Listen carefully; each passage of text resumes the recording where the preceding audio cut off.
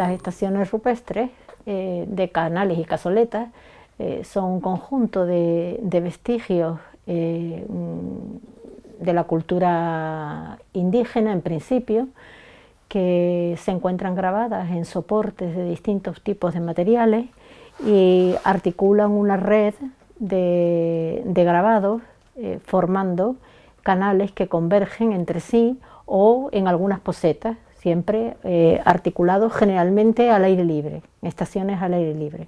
Las cazoletas son pequeños hoyos labrados en la roca, bueno, pequeños, tienen tamaño variable, normalmente unidos entre sí por canalitos, hasta constituir unos circuitos donde cualquier líquido va discurriendo, porque están normalmente en planos inclinados, de tal manera que ese mismo líquido, una vez colmatado una cazoleta, vuelve a salir por otro canal y, en fin, y así sucesivamente, ¿no? ¿Y qué son? No lo sé. No lo sé. Sí sé que son cazoletas, sí sé que podemos llamar a los otros canalillos, sí sé que las cazoletas pueden estar solas o unidas por canalillos, sé que puede tener una, sé que pueden tener 7, sé que pueden tener 15. Las cazoletas en principio son pequeños, como si fuesen pequeños cuencos, ¿verdad? Generalmente de forma más o menos redondeada, como si fuesen, digamos, como si fuese una semicircunferencia, y luego generalmente están conectados entre sí por esos pequeños canalillos o canaletas, que también es una expresión que se utiliza en algunos contextos, y que esa interconexión en muchas ocasiones, no siempre, suelen llegar a un punto, a otro lugar de mayores dimensiones, diríamos una gran cazoleta o un gran cuenco, etcétera, ¿no? Bueno, habría que empezar diciendo lo que son físicamente, ¿no? Físicamente es obvio que las cazoletas actúan como recipientes y los canalillos, pues aparentemente como conductores de líquido, los que nos facilita un poquito la comprensión del mismo, ¿no?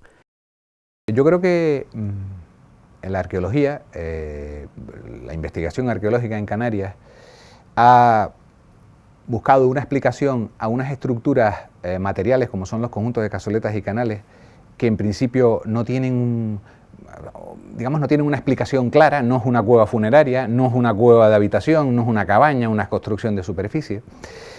Y en cierto modo lo que hemos hecho es asimilar o establecer una relación mecánica entre una noticia suelta que dicen las crónicas referida a aquellas ceremonias de derramamiento de líquido, agua, leche, en puntos elevados, en zonas de montaña, con el hecho de que nos aparecieran inicialmente en esos puntos estratégicos de cierta entidad desde el punto de vista del relieve, nos aparecieron este tipo de estructuras de canales, posetas, pequeños agujeros, que parecía que podían estar destinados a acoger algún tipo de líquido.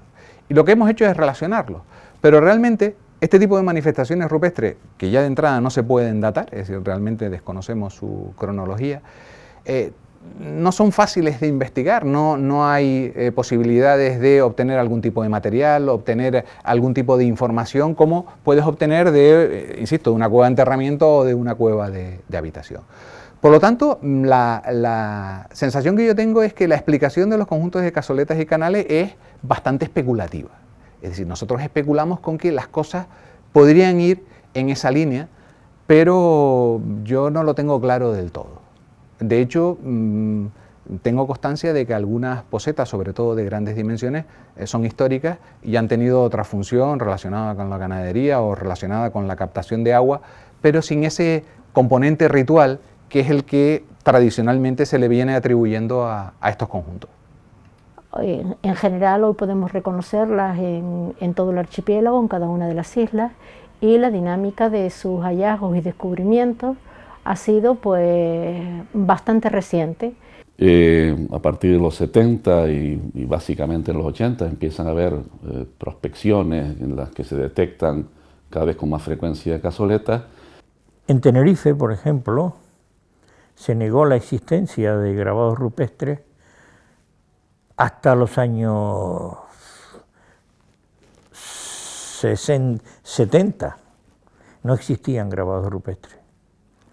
Bueno, a partir de ahí han aparecido no solo grabados rupestres, sino como estas actuaciones sobre la piedra o la toba, que podemos decir que son grabados. La primera vez que yo vi cazoletas y canalillas en Tenerife, en realidad son las que conocimos en Masca y unas en el Valle de Arona, un lugar que está asociado con un símbolo solar, un símbolo astral, o un símbolo esteliforme, es decir, cualquiera de las denominaciones es perfectamente válida, ¿no?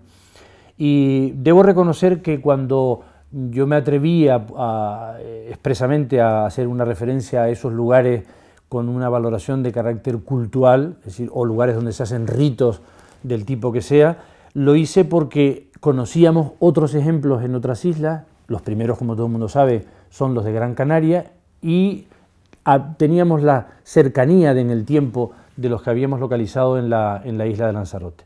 Como es bien sabido, este tipo de lugares eran conocidísimos desde antaño en la isla de Gran Canaria con el nombre de Almogarén, que significa lugar sagrado en el propio término de la lengua canaria antigua, ¿verdad? Que a su vez tiene una clara connotación religiosa, ese mismo nombre en las lenguas bereberes norteafricanas, ¿no?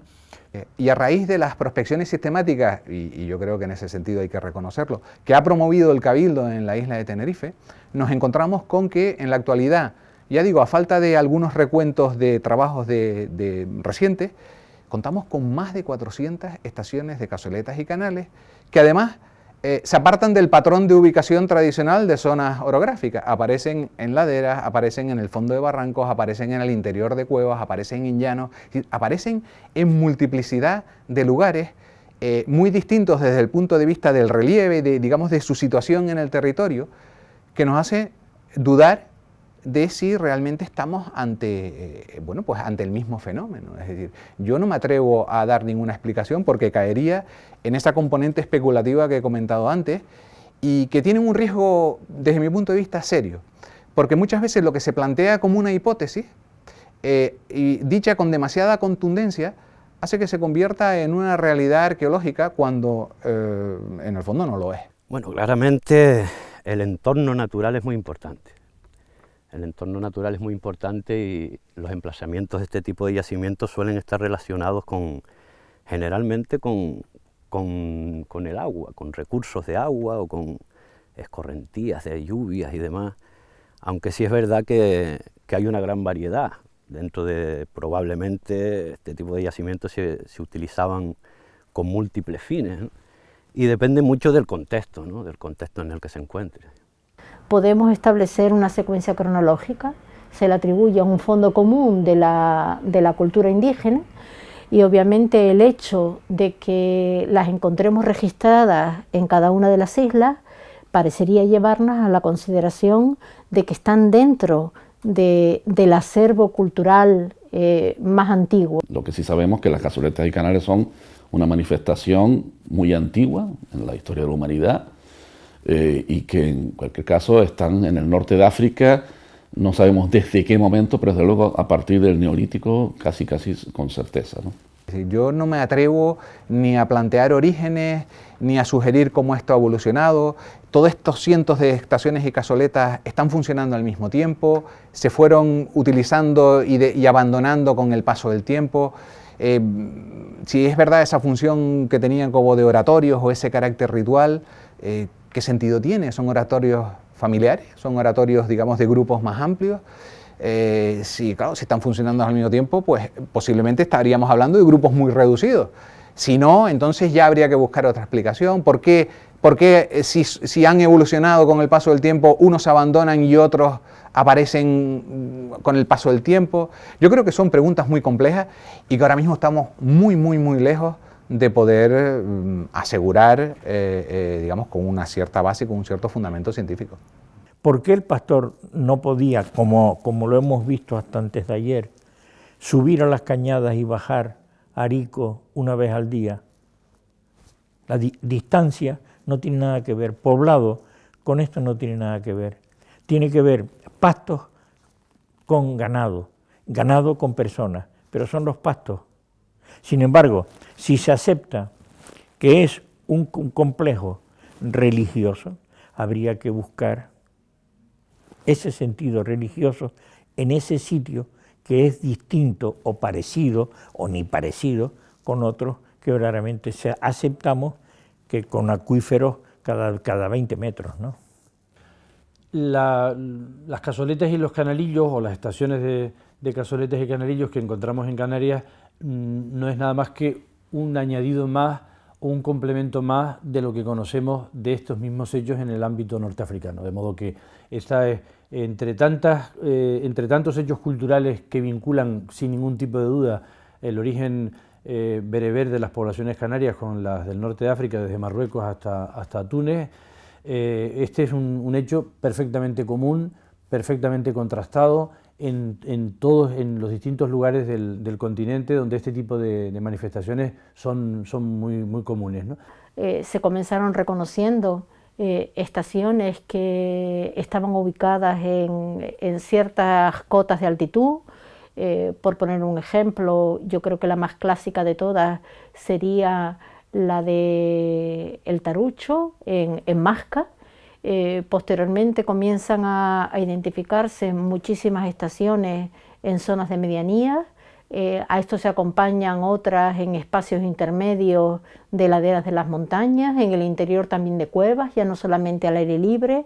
Más recientemente tenemos otra tanda de estaciones de cazoletas que aparecen en zonas del nivel del mar, y por lo tanto la diversidad de estas estaciones cada vez parece hacer más complicado el desentrañar una interpretación que necesariamente debe estar ligada a la comprensión de cómo se articula espacialmente todo el territorio de su entorno, ¿no? Tengo la impresión de que hay, que en relación con las cazoletas canarias hay diversidad de prácticas, ¿no?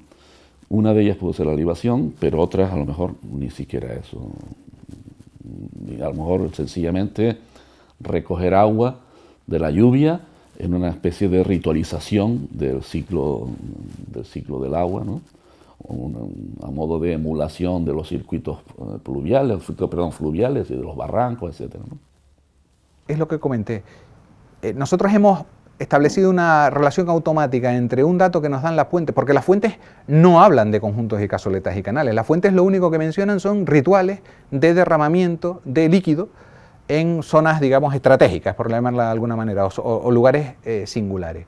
Y nosotros hemos asociado ese ritual con este tipo de yacimiento que nos ha aparecido en fecha relativamente reciente, porque digamos que entraron en la literatura científica y arqueológica de las islas, entraron pues en los años 80 aproximadamente, a principios de los 80, o finales de los 70, no antes.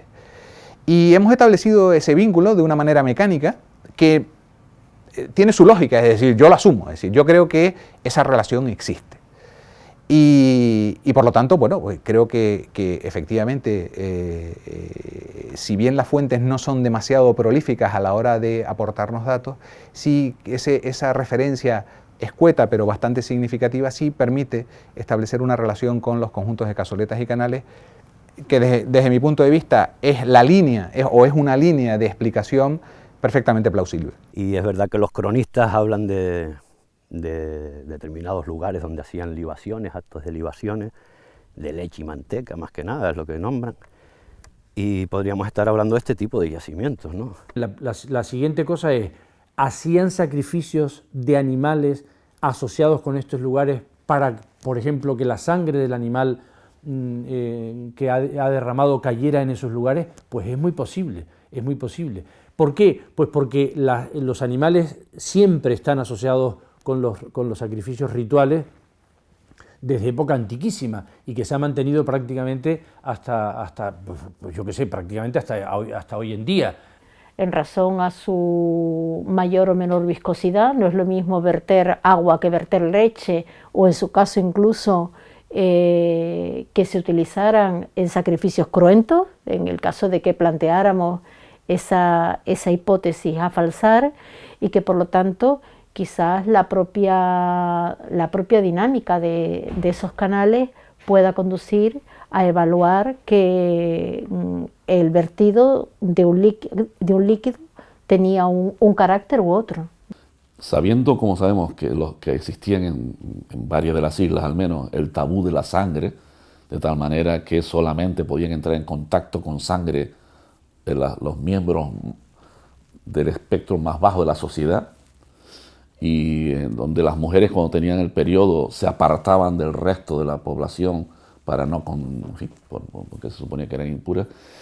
Yo tengo cierta prevención con el hecho de que alguien vertiera sangre, ¿no? O al menos ese alguien no debía ser, solo estaría dado que fueran las personas vinculadas a la matanza y tal, que como les digo son normalmente los matarifes, todos estos, los verdugos en la parte del espectro más bajo de la sociedad. Realmente yo estoy dentro del grupo de los arqueólogos que considero que el patrimonio cultural, en este caso el patrimonio arqueológico, debe ser difundido adecuadamente, y que cuanto más se acrecienta esa difusión y la estima social que tengamos por esos vestigios, mejor los protegeremos. Y por lo tanto pasa por una labor importante de enseñanza, de concienciación y de transmisión del interés que esos bienes culturales poseen. Entonces yo creo que sí convendría hacer un grupo, que sea seleccionar un grupo de ellas que sean representativas de todos los tipos, que estén en un buen estado de conservación y que sean visitables, es decir, que estén cerca a las zonas a los vías de comunicación, y que al mismo tiempo se puedan proteger, ¿no? Entonces, bueno, claro que deberían ser puestas en valor.